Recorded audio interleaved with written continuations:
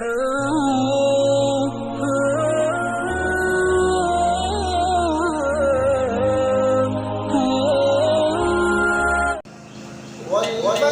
وليال عشر والشفع والليل إذا يسر هل ذلك قسم ذي حجر ألم تر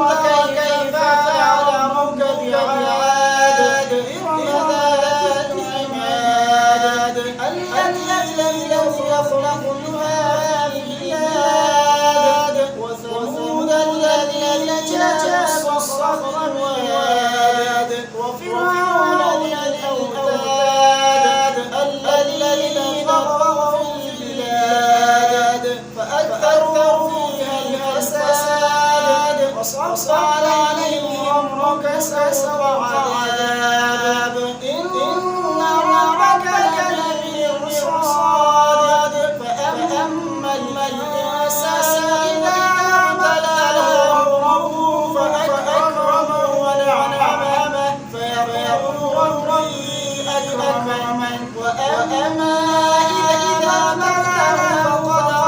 عليه رزقه فيقول ربي أهانن كلا بل لا تكرمون اليتيم ولا تحاضون على طعام المسكين وتأكلون التراث أكلا لما وتحبون المال حبا جما كلا إذا دكت الأرض دكا وجاء ربك والملك صفا وجيء يومئذ بجهنم يومئذ يتذكر الإنسان وأنى له الذكرى يقول يا ليتني قدمت لحياتي فيومئذ لا يعذب عذابه أحد ولا يوثق وثاقه أحد يا أيتها النفس المطمئنة ارجعي إلى ربك راضية مرضية فادخلي